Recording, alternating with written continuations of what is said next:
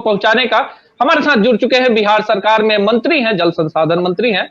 बाढ़ पर इन्होंने काम किया और बाढ़ प्रभावित इलाके से आते हैं, इस कारण से इनके पास बहुत जानकारी है। बड़े भाई संजय कुमार झा जी का भी हम स्वागत कर लेते हैं इस कॉन्क्लेव में।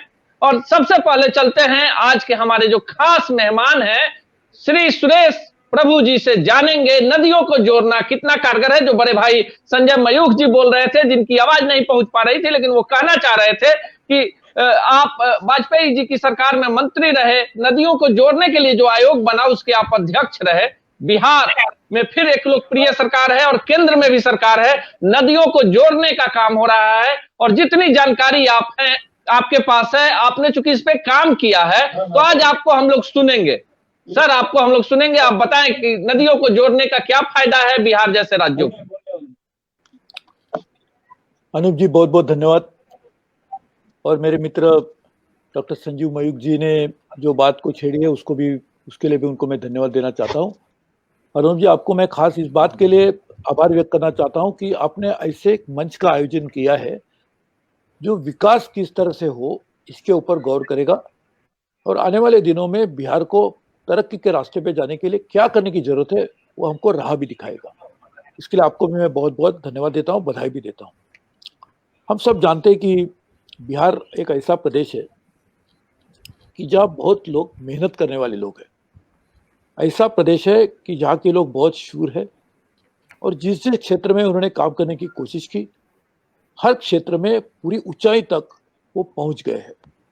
वो भले ही सरकारी सेवा का क्षेत्र हो, उद्योग क्षेत्र हो, फिल्म क्षेत्र हो, उसी तरह से यहाँ के किसान भाई भी बहुत मेहनत करते हैं।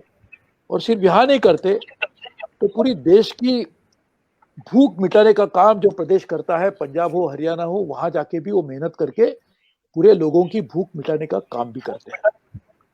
तो ऐसे प्रदेश में विकास के रास्ते अलग अलग तरीके से हो सकते हैं, लेकिन हर बिंदुओं पे हम लोग आज बात नहीं करेंगे। हम सिर्फ पानी के क्षेत्र से जुड़े हुए विषयों की बात करेंगे।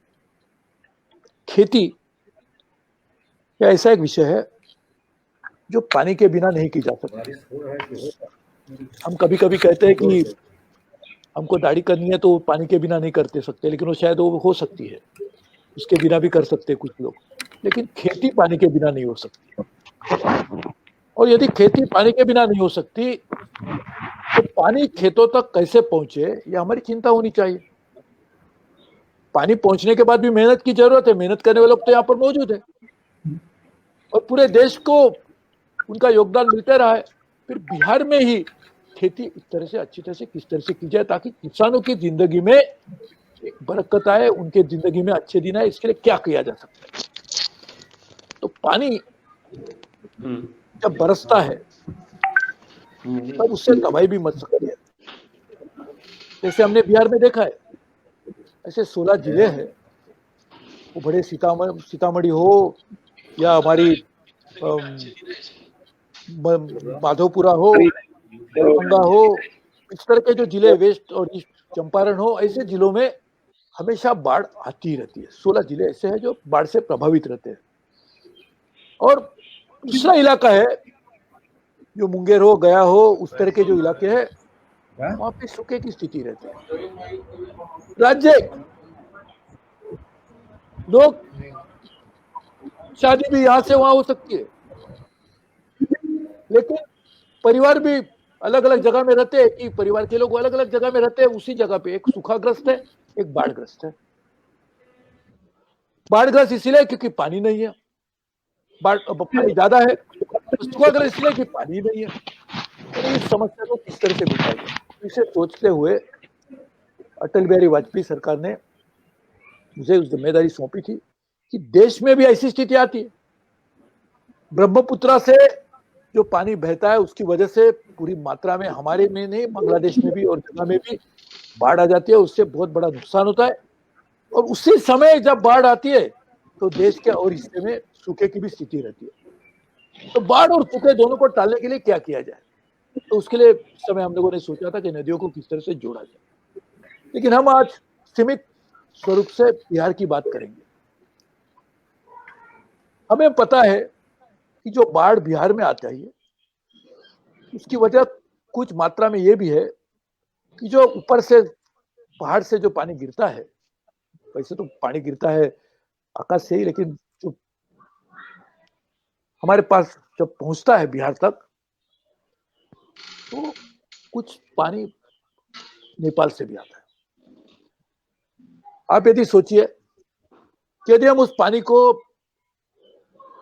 बाढ़ में परिवर्तित होने के पहले, वैसे तो कुछ बाढ़ की जरूरत है क्योंकि उससे मिट्टी भी अच्छी तरह से आ जाती है, लेकिन ज्यादा बाढ़ होने की वजह से जो समस्या पैदा होती है, उसके लिए फ्लड प्रिवेंशन नहीं तो फ्लड मॉनिटरिंग करना चाहिए, फ्लड मैनेजमेंट होना चाहिए। उसके जो तरीके हैं, उसके लिए यदि वो जो बाढ़ का पानी है उसको वहीं रोके जहां से वो आने की समस्या पैदा करता है, और उससे बिजली भी पैदा की जा सकती है। इससे ज्यादा जमीन हम इरिगेशन पे भी ला सकते हैं। तो इस तरह की एक व्यवस्था बनाने की हमने काम शुरू किया था, और सिर्फ बिहार के लिए हम सोचते, अभी मैं पूरे देश की समस्या को नहीं ले लूंगा। तो बिहार में भी दो भाग में जो पानी ज्यादा बरसने की वजह से, पानी न होने की वजह से समस्या होती है।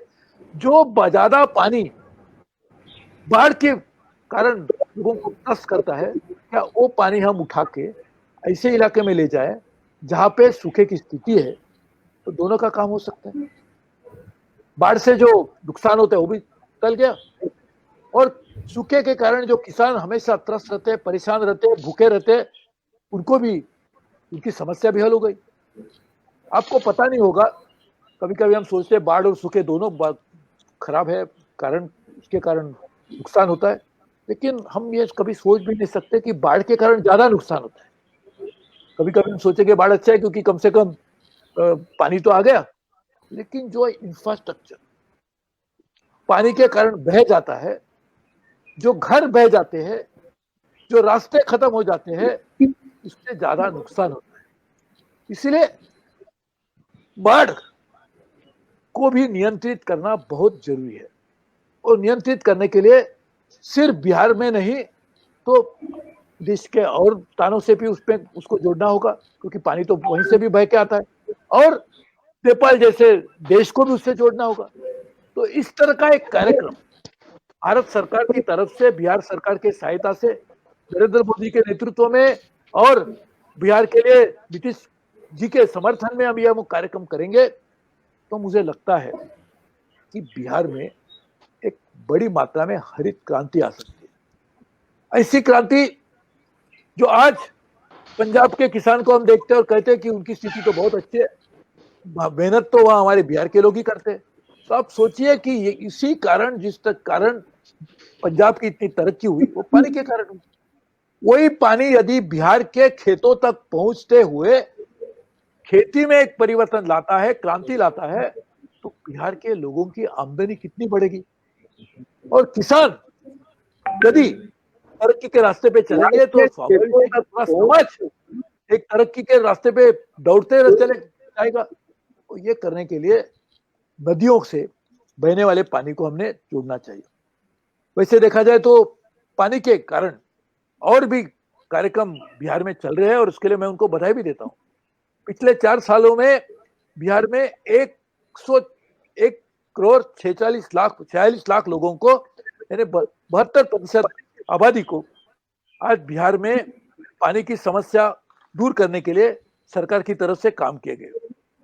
15 जिलों में जिसके कारण अलग अलग बीमारी होती थी, उसको रोकने के लिए जल जीवन मिशन से भी काम चल रहा है।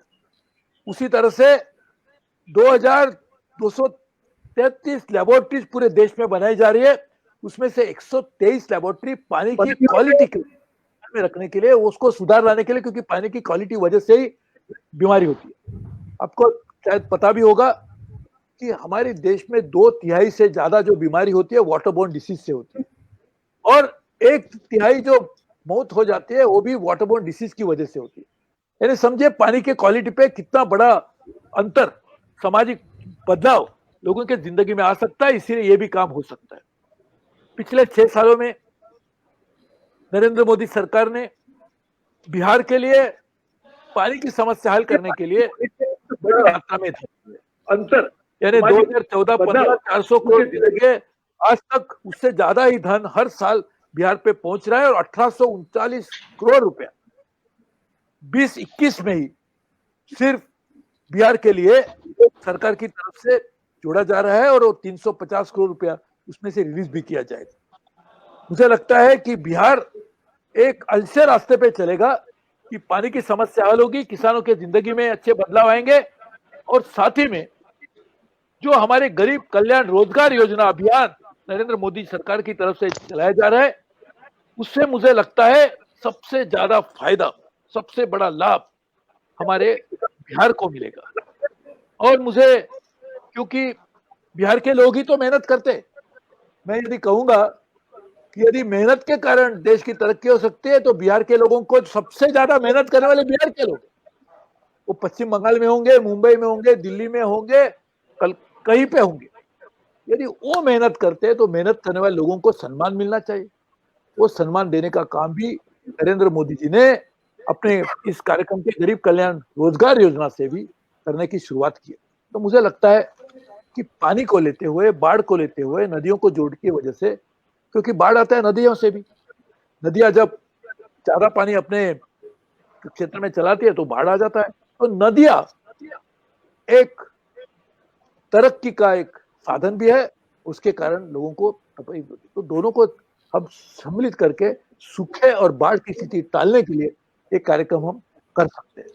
तो मुझे लगता है अनूप जी, शायद आप और भी लोग कार्यक्रम में सम्मिलित हुए, इसके लिए मैं और ज्यादा नहीं बोलूंगा, लेकिन आप जब भी कुछ कहेंगे, कुछ पूछना भी चाहेंगे तो मैं जरूर बताऊंगा। लेकिन मैं एक ही बात इतनी कहना चाहता हूं कि पानी, गंगा मैया, ये हमारी संस्कृति का एक अविभाज्य भाग रही है। उसकी वजह से ही बिहार तो हमारे देश का सबसे बड़ा सुधरा हुआ, सबसे आगे आया हुआ प्रदेश एक जमाने में था, और आने वाले जमाने में भी दोबारा ही होने वाला है। और उसका तरक्की का एक रास्ता पानी और नदियां ही रहेगी, और नदियां ही हमारी संस्कृति की पहचान रही है। आने वाले दिनों में तरक्की की पहचान भी नदियां और पानी ही रहेगा, और उसको समस्या को दूर करने के लिए हम इसी तरह से काम करने की आवश्यकता है। बहुत बहुत धन्यवाद। और मुझे पूरा विश्वास है कि मेरा जन्म तो दुर्भाग्य से बिहार में नहीं हुआ, लेकिन बिहार से मेरा लगान बहुत रहा है, और मैं ये भी सोचता हूँ कि कम से कम बिहार में जन्म नहीं हुआ, लेकिन बिहार को कर्म करने का काम मुझे मिले, बिहार की तरक्की करने के लिए मैं भी कुछ योगदान दे सकूं, तो मैं कहूंगा मेरा जिंदगी का मकसद पूरा हुआ। इसके आपको मुझे बुलाने के लिए बहुत बहुत धन्यवाद देता हूँ। जय हिंद, जय बिहार। हेलो, मेरी आवाज जा रही क्या? जी जी, बोलिए। नमस्कार। हम सबसे ज्यादा आभार प्रकट करते हैं जिसने 3 दशकों तक इस नदियों की लड़ाई लड़ी है, नदियों के मिलन का संजोग किया है। ऐसे सुरेश प्रभाकर प्रभु का शायद नदियों के मामले में, बाढ़ के मामले में इनके नाम से जुड़े प्रभु का हमें वरदान मिला है। इसीलिए जब विषय हमारे नौजवान साथियों ने बिहार कॉन्क्लेव के माध्यम से शुरू किया था, चाहे वो अनूप हो, चाहे प्रियदर्शी राठौर, ब्रजेश हो या श्रेयांशु या सुशांत, सबने तय किया था कि सुरेश प्रभाकर प्रभु को हम जरूर सुनेंगे, क्योंकि आप लगभग 3 दशकों की लड़ाई लड़े हैं। आपने अटल जी के सपनों से लेकर नरेंद्र मोदी जी ने जो मूर्त रूप दिया है, उस मूर्त रूप को आपने कारगर बनाने में भूमिका अदा की है। और आपने जिस प्रकार की पहल की, उस पहल को ही यदि देश माने तो बिहार में जब से संजय झा जी इस विभाग के मंत्री बने हैं, तब से नदियों के मिलन पर अनेक प्रयास किए जा रहे हैं, जो प्रयास सार्थक प्रयास हैं। और जो मंच है या बिहार कॉन्क्लेव का मंच, ये जिन छात्र छात्राओं के द्वारा, जिन नौजवानों के द्वारा तय किया गया है, इसमें एक संकल्प है, जिस संकल्प को बताना हम न्यायोचित समझते हैं। यह संकल्प है बी पॉजिटिव, नो निगेटिव। हम किसी की पर टीका टिप्पणी करने के लिए नहीं बैठते। हम जब बैठते हैं तो विकास की अवधारणा को लेकर बैठते हैं। हम जब चलते हैं तो उनके साथ चलते हैं जो विकास के साथ चलते हैं। चाहे वो नरेंद्र मोदी जी हो, चाहे वो नीतीश कुमार जी हो, चाहे हमारे सुरेश प्रभाकर प्रभु जी हो, या संजय झा जी। क्योंकि संजय झा जी में भी बिहार के लोगों ने अपने सपनों को देखा है, इन सपनों को कैसे आप साकार करेंगे। इसलिए इस मंच पर आपका अभिवादन करते हुए हम सादर अनुरोध करते हैं अपने वैसे मंत्री, जिस मंत्री ने नया नूतन प्रयास किया है, ऐसे मंत्री माननीय संजय झा जी को हम आग्रह करेंगे कि आप संबोधित करें कि बिहार कॉन्क्लेव का मंच, मैं बार बार कह रहा हूं, किसी पर टीका टिप्पणी नहीं, केवल विकास की अवधारणा के साथ चलना चाहता है। बहुत बहुत धन्यवाद माननीय संजय झा जी। एक ही सेकंड में यही कहूंगा कि विकास की नई परिभाषा क्या हो, तो विकास की परिभाषा को विकास, ये भी किसी आदमी का भी नाम हो सकता है, विकास एक हमारा संकल्प भी हो सकता है, लेकिन यदि आदमी का भी नाम है तो विकास को नया नाम देना है तो मुझे लगता है संजय देना पड़ेगा, या संजय मयूख हो या संजय झा हो। तो ये संजय जी को भी बहुत बहुत मैं प्रणाम करता हूँ। संजय झा जी प्लीज बताइए। भाई संजय मयूख जी, आदरणीय सुरेश प्रभु जी, जितने मेरे और साथी यहाँ पर हैं, ब्रजेश जी, सुशांत जी, अनूप सिंह जी, शिवांशु जी, प्रियदर्शनी राठौड़ जी, और जितने साथी इस कार्यक्रम में जुड़े हुए हैं, मैं संजय मयूख जी का धन्यवाद देता हूं कि हम लोग तो बिल्कुल इलेक्शन के ईव पे हैं, एकदम 2-4 दिन 5 दिन में पता नहीं कब इलेक्शन कमीशन अनाउंस कर देगा बिहार का इलेक्शन। इतने इम्पोर्टेंट एंड महत्वपूर्ण विषय पे उन्होंने बात रखी है। एक बात थोड़ा इससे इतर, सुरेश जी को मैं एक बात के लिए जरूर बात देता हूं। सुरेश जी से मैं मिला था आज, आपको याद होगा सुरेश जी, आप और नीतीश कुमार जी जा करके 2018 के दिसंबर में दरभंगा एयरपोर्ट पे जाकर के काम शुरू करवाया था। आप सिविल एविएशन मिनिस्टर थे और दरभंगा एयरपोर्ट लगभग रेडी हो गया है, जल्दी ही वहां से फ्लाइट उड़ने वाला है। आपको धन्यवाद देता हूं कि आपका बड़ा सहयोग रहा, आप स्पेशली दरभंगा गए थे उस एयरपोर्ट पे काम शुरू करने के लिए मुख्यमंत्री जी के साथ, और आज वो लगभग फंक्शनल स्टेट में। इसके लिए ये थोड़ा सा विषय से अलग था, लेकिन आप सामने मिल गए, इसलिए मैंने आपको सोचा आपको धन्यवाद जरूर दे दूं। दूसरा जो मैं एक 1.25 साल से इस डिपार्टमेंट को देख रहा हूँ, एक तो सुरेश जी को तो इसलिए क्योंकि नदियों को जोड़ने का जब बात होता है तो सुरेश का चेहरा सामने आ जाता है कि जब से अटल जी ने ये अवधारणा रखी कि नदियों को जोड़ने का कॉन्सेप्ट आया, हमेशा ही इस विषय पे अपनी बात रखते रहे। बिहार में जो मैंने अनुभव किया है फ्लड, अभी सुरेश जी कह रहे थे कि पानी को रोकना, उससे बिजली उत्पादन करना। अब पूरा नॉर्थ बिहार जो है, अगर कोई, मैं जो हमारे साथी बैठे हुए हैं अनूप नारायण सिंह जी, उनको जरूर कहूंगा, या और भी कोई साथी हो जिनको इंटरेस्ट है, कि 1 साल का कैलकुलेट करना चाहिए कि 1 साल जब फ्लड आता है तो नॉर्थ बिहार में टोटल कितना लॉस सरकार का होता है। अगर रोड टूट गया, अगर बिजली का आपका खंभा टूट गया, अगर घर टूट गया, अगर एग्रीकल्चर बर्बाद हो गया, सारा खेती बर्बाद हो गया, ह्यूमन लॉस को तो कैलकुलेट नहीं कर सकते हैं। और फिर जो सरकार 6,000 रुपया अकाउंट में देती है, सरकार जो किचन चलाती है, उस सारे खर्चा को आप कैलकुलेट करेंगे तो हर एक साल हजारों आप बनाते हैं। लोगों ने मान भी लिया है कि 3 महीने 4 महीने हमारा जीवन का यही पैटर्न हो और कुछ नहीं बदलेगा इसमें। अगर टोटल कैलकुलेट करेंगे तो आपको लगेगा कि हजारों करोड़ रुपया उस पर हर एक साल बिहार सरकार का बर्बाद होता है, और कष्ट माइजरी समस्या वो अलग है। तो मैंने थोड़ा सा इस पर रिसर्च किया, कोशिश किया। अब मुझे आश्चर्य लगा जो 50 और 60 में तय था जो चीज, कि क्योंकि ये अपना प्रॉब्लम नहीं है, ये सारा नदी का उद्गम नेपाल में, हिमालयन रिवर, और वहां से वो नदी बिहार में इंटर करती है। अब वहां पर आपको डैम बनना था, वहां बिजली का उत्पादन होना था। 50-60 में तय हुआ, 91 में एग्रीमेंट हुआ है। 2004 से विराटनगर नेपाल में भारत सरकार और नेपाल सरकार के इंजीनियर और लोग बैठ के डीपीआर बनाने के लिए बैठे हुए हैं। 2004 से 2020 हो गया, 16 साल में हम लोग डीपीआर भी नहीं बना पाए और पता नहीं ये प्रोजेक्ट कब जाके लागू होगा। अभी मैं पीछे मिला था जो एक्सटर्नल अफेयर्स मिनिस्टर है, जो भी 2 स्टेट का इशू हो, लेकिन ये मैंने आग्रह किया कि भाई अगर वो इसमें दिक्कत हो रही है, समय लग रहा है, तो इमीडिएट कोई सॉल्यूशन हो सकता है कि इसको थोड़ा मिनिमाइज कर सकते हैं, तो कम से कम वो कोशिश करना चाहिए। और क्योंकि नेपाल, क्योंकि ये तो कहीं ना कहीं जियोपॉलिटिकल इशू है, 2 कंट्री की बात है, अगर वो सॉल्यूशन नहीं निकल पा रहा है, 16 साल का हम लोगों ने डीपीआर नहीं बनाया, तो अब कब उस पर काम होगा, कब इम्प्लीमेंट होगा, हम लोगों के लाइफ टाइम में होगा कि नहीं होगा ये चीज, तो वो एक पार्ट है। अब वो तो जो नेपाल और इंडिया के बातचीत और उसमें जो मूवमेंट जो होगा, लेकिन इमीडिएट जो हो सकता है वो है इंटीग्रेट करना रिवर। लॉन्ग टर्म में तो उसका कोई रास्ता निकले जिसपे काम चल रहा है।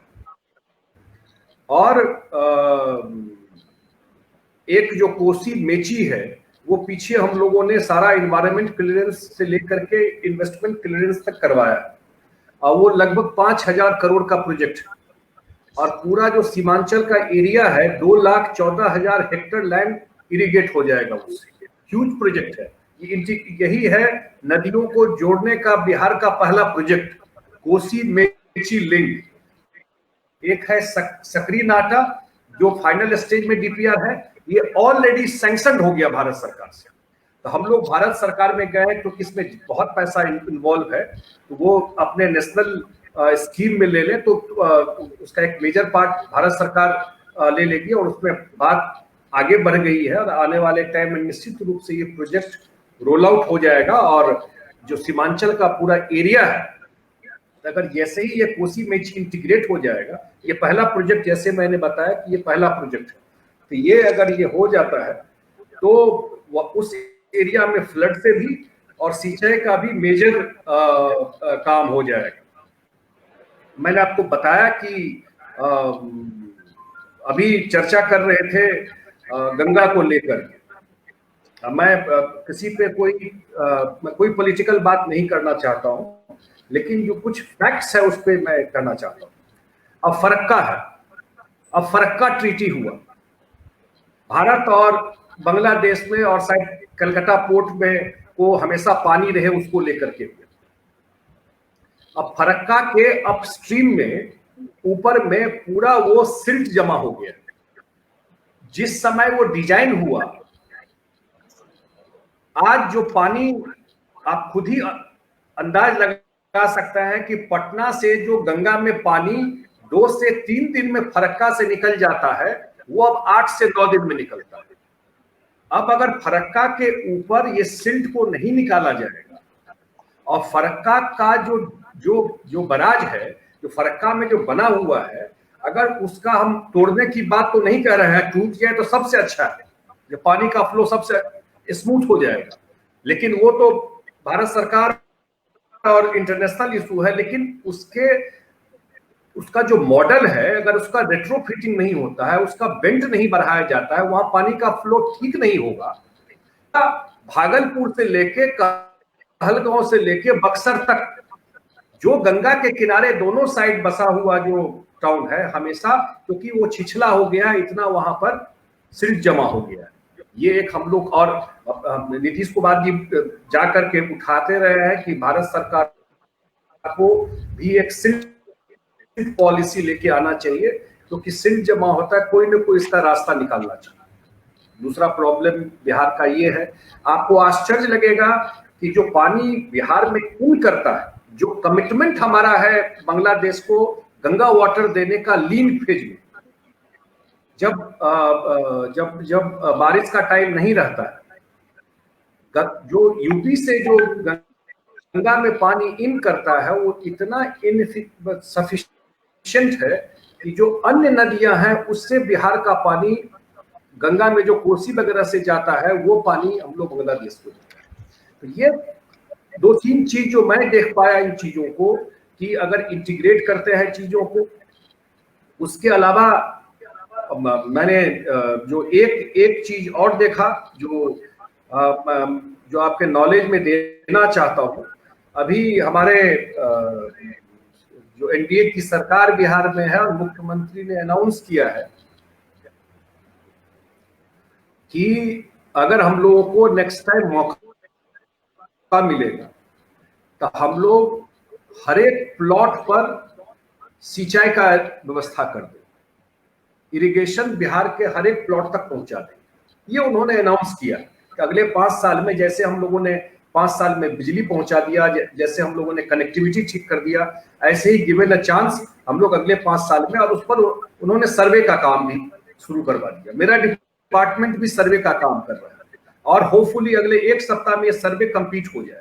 अब उसमें जो मेजर चीज जो काम है, जो संजय मयूख जी ने आज डिबेट रखा है, वो है कि छोटे छोटे नदियों को जोड़, वहां पर जो रिवर है, वहां पर जो वाटर बॉडी है, आपको पता है कि बिहार ने लोगों का ह्यूमन चेन इसी साल जनवरी में बनाया था और 24,500 करोड़ रुपया जल जीवन हरियाली पे खर्चा कर रहा है। और वो खर्चा सिर्फ जो गांव में तालाब, कुआं, इस सारे वाटर बॉडी को रिवाइव कर देगा। ये जब छोटे ये सर्वे करके आ रहा है ये चीज, और अगर हम लोगों को मौका मिलेगा तो अगले 5 साल में इस सारे पानी को हम लोग जो हर एक जिला में जो वाटर बॉडी, इस पर हम लोग ऑलरेडी काम करना शुरू कर दिया। तो कुछ तो समस्या इंटरनेशनल भी है, लेकिन लोकली भी अभी हम लोगों ने, आप लोगों को प्रसन्नता होगी कि इतना बड़ा एक प्रोजेक्ट बिहार का हम लोगों ने शुरू किया है। वो है कि जब बरसात के समय जुलाई से अक्टूबर तक जो गंगा में जो फ्लड के टाइम में पानी रहता है, उसको लिफ्ट करके, और राजगीर और गया और नवादा प्रोजेक्ट है बिहार का, पीने का पानी गंगा जल हम लोग राजगीर और गया में ले जा रहे हैं। पीने का पानी ऑलरेडी काम शुरू हो गया है। जो लोग बिहार को जानते हैं, हाथीदह के पास ऑलरेडी काम शुरू हो गया है उसके। तो ये तो इतना बड़ा एसेट है वाटर, जो अगर, और सरकार का भी फोकस है। कुछ समस्याएं ऐसी है जो हम लोगों के हाथ में नहीं है, लेकिन अभी आप लोग देख रहे होंगे कि एक सीतामढ़ी में है, कभी गूगल करके देखिए, लखनदेई रिवर, डेड था ये रिवर, पूरा रिवर मृत हो गया था। और मेरे डिपार्टमेंट ने, सरकार ने तय किया, मुख्यमंत्री खुद गए वहां पर, नीतीश कुमार जी, आज पूरा का पूरा रिवर रिवाइव हो गया, स्वच्छ पानी उधर से उससे जा रहा है।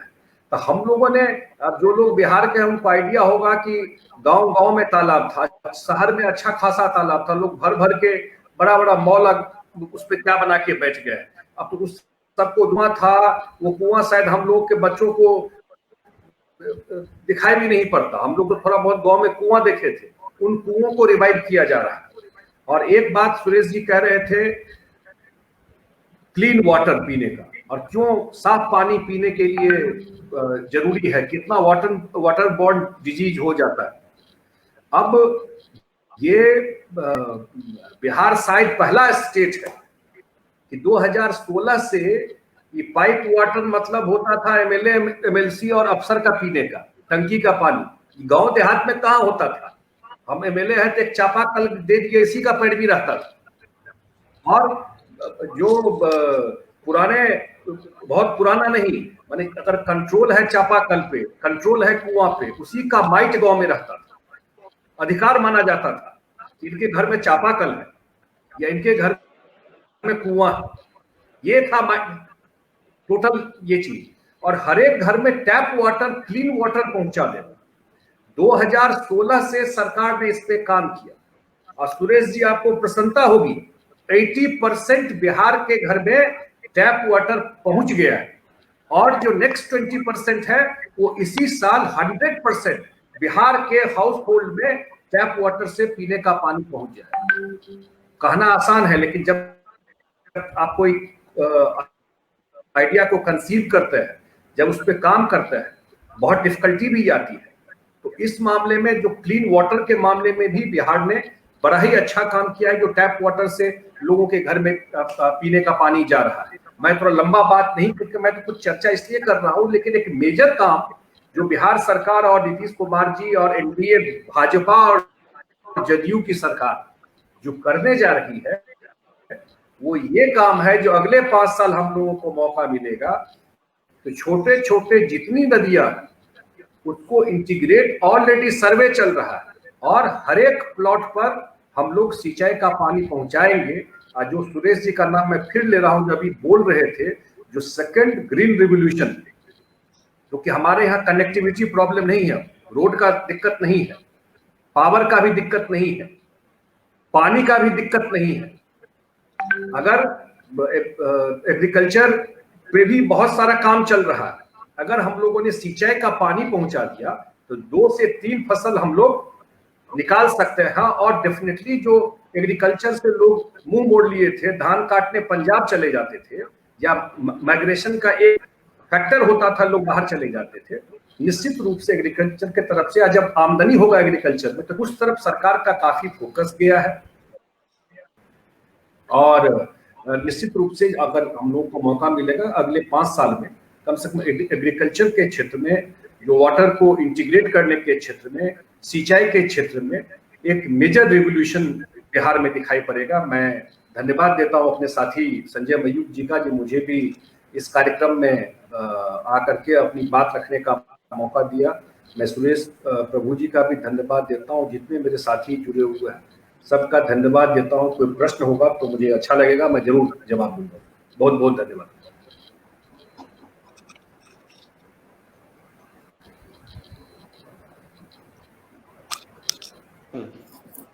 अनूप जी जी चलिए हम हमारे प्रश्न भी पूछेंगे सुरेश प्रभु जी से भी और संजय कुमार झा जी से।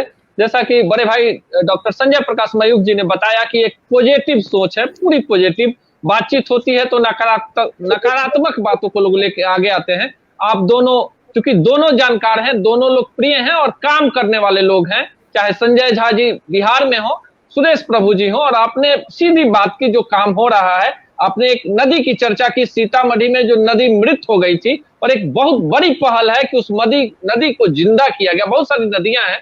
सीधा सवाल ले लेते हैं, हमारे जो साथी हैं बिहार कॉन्क्लेव के, हम चाहेंगे शिवांशु जी से, कुमार सुशांत जी से और प्रियदर्शनी राठौर जी से। प्रियदर्शनी राठौर जी। जी धन्यवाद। पहले तो मैं संजय जी का बहुत बहुत अभिनंदन करती हूँ। संजय जी, आपने जो बात की जियो पॉलिटिक्स की, क्योंकि हम लोगों को पता नहीं है कि नदियों के मिलन में और बाढ़ में नेपाल का इतना बड़ा योगदान है। और जैसा कि नेपाल और बिहार, इस सिर्फ नेपाल और बिहार की बात नहीं है, नेपाल और भारत सरकार की बात है। तो ये तो एक जियो पॉलिटिक्स के सेंस में हो गया, लेकिन एक पॉजिटिविटी के सेंस में हम ये बात कर सकते हैं कि इसे हम इलेक्ट्रिक जनरेशन के लिए कैसे यूज कर सकते हैं। क्योंकि इलेक्ट्रिक जनरेशन पानी से हो तो वो हमारे एनवायरनमेंट के लिए भी फ्रेंडली है और बिहार के लिए बहुत बड़ी बात हो जाएगी। बिहार में इलेक्ट्रिसिटी आएगा तो सारे पे इलेक्ट्रिसिटी पहुंचेगी, सारे लोगों में अवेयरनेस आएगा, और जो एक डिजिटल इंडिया की बात करते हैं, डिजिटल इंडिया लोगों के पास पहुंचेगा। तो संजय जी, इस पे थोड़ा सा प्रकाश डालें।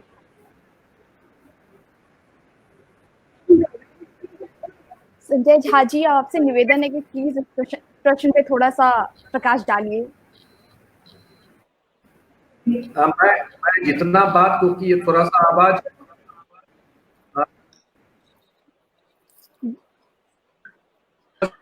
पाया उसी हिसाब से मैं टिपिकल है।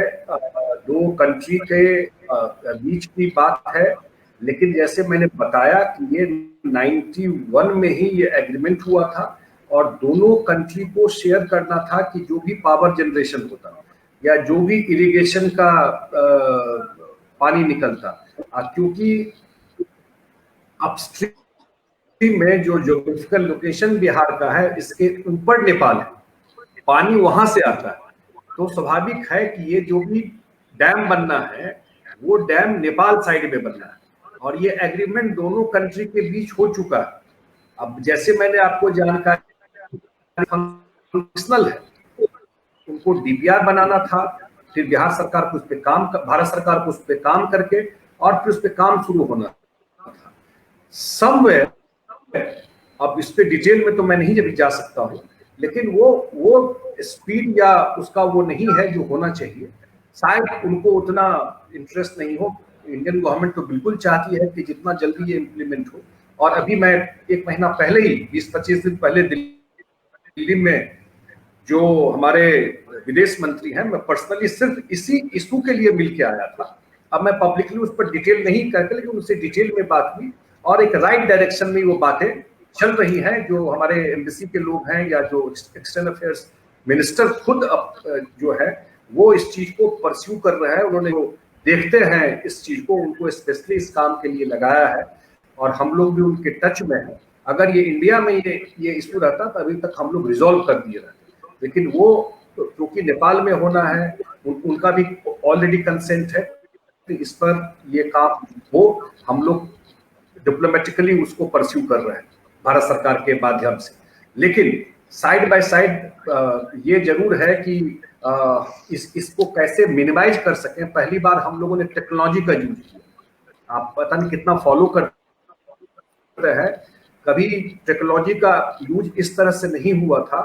इस बार हम लोगों ने जो कमला में जो लास्ट टाइम टूटा था, वो सारे जगह पर तो गांव के आमने सामने नहीं टूटे, आगे टूट जाए खेत में पानी चला जाए, लेकिन गांव के आमने सामने नहीं टूटे। तो हम लोगों ने स्टील सीट पाइल लगाया, फर्स्ट टाइम बिहार में यूज हुआ है, जो गांव के आमने सामने ह्यूमन लॉस नहीं होगा, घर नहीं टूटेगा।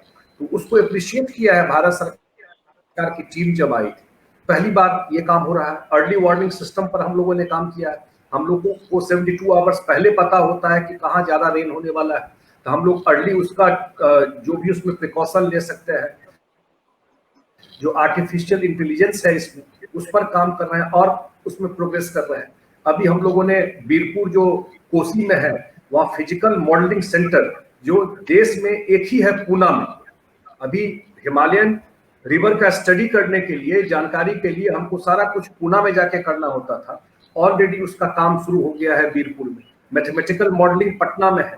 तो इससे हमको अर्ली वार्निंग सिस्टम पता होने में 72 घंटे 80 घंटे पहले कि कहाँ पर एक्सेसिव रेन है और पहले से प्रिकॉशन ले सके। ये सारे चीजों पर टेक्नोलॉजी को हम लोगों ने अडॉप्ट किया है कि इसको मिनिमाइज कर सके और लॉन्ग टर्म में नेपाल से सॉल्यूशन निकले, उस पर भी काम कर। एक ही मैं थोड़ा सा अनूप जी जोड़ दूं, दो जी जी जी जी जी सर। पीएस जी, आपने जो बात छेड़ी और संजय झा जी ने बहुत ही अच्छी तरह से उसका जवाब भी दिया है। मैं आपको एक उदाहरण देना चाहता हूँ। हम लोग इसी तरह से कुछ डैम बनाते हुए हम लोग भूटान में बिजली का निर्माण हमारी धन से निवेश करते हुए करते, भारत निवेश करता है और भूटान में प्लांट बन गए। पूरी बिजली हम खरीदते हैं, भारत खरीदता है। उसकी वजह से जो हम रॉयल्टी भूटान को देते हैं, उसकी वजह से भूटान आज पूरे दक्षिण एशिया में सबसे अमीर पर कैपिटा इनकम वाला देश बन गया, क्योंकि हम उसकी बिजली खरीद रहे हैं। तो नेपाल के लिए भी यही एक व्यवस्था बन सकती है, इसमें हम नेपाल से बिजली खरीदते, नेपाल को भी लाभ होगा, बाढ़ भी खत्म हो जाएगा, बिहार के किसानों को लाभ होगा, नेपाल के किसानों को लाभ होगा, नेपाल के सभी जनता को लाभ होगा। बहुत अच्छे बन सकता है। दूसरी बात, आज आने वाले दिनों में आपने पूछा कि अगली पीढ़ी के लिए किस तरह से उसका लाभ हो सकता है। आने वाले दिनों में मैं आपको बताता हूँ, क्लाइमेट चेंज की वजह से पूरे विश्व में खेती से जुड़े हुए जितने भी उद्योग रहेंगे, जितनी भी अर्थव्यवस्था से साधन रहेंगे, वो बड़ी तरक्की करेंगे। और बिहार में जैसे संजय झा जी ने बहुत अच्छी तरह से समझाया पहले ही कि बिहार की मिट्टी तो इतनी, ये देश की मिट्टी सोना उगले ऐसी उस तरह की मिट्टी है, पानी की समस्या है वो भी हल हो सकती है। तो बिहार आने वाले दिनों में, मैं पूरा विश्वास रखता हूँ, एनडीए की सरकार दोबारा आए, हम बिहार को एक सोने की भूमि बना सकते हैं। इतनी क्षमता बिहार के लोगों में ही है, बिहार लेकिन अच्छा गवर्नेंस बनने के कारण एक अच्छा देश और एक भाग एक बड़ी मात्रा में तरक्की के रास्ते पे चल सकता है। मैं पावर मिनिस्टर था 2000 अटल जी के सरकार में, बाद में अलग अलग जिम्मेदारी अटल जी ने भी दी थी, 6 जिम्मेदारी दी थी, मोदी जी ने 4 दिए। उसमें से हमने पावर मिनिस्टर के हैसियत से हमने भी एक कोशिश की थी, जिसका जिक्र भी संजय झा जी ने किया। और जो टेक्नोलॉजी की बात उन्होंने की वो बिल्कुल सही है। तो मुझे लगता है आने वाले दिनों में आप जैसे प्रियदर्शी, आपके लिए बहुत अच्छा सुनहरा एक भविष्य हम देख सकते हैं, वो पानी के माध्यम से गुजरेगा। चलिए हम अगला सवाल लें, उससे पहले संजय कुमार झा जी और सुरेश प्रभु जी और डॉक्टर संजय मयूख जी के लिए हमारे एक दर्शक हैं कैलाश झा जी ने तीनों के लिए बधाई भेजी है और लिखा है कि जो आपने दरभंगा में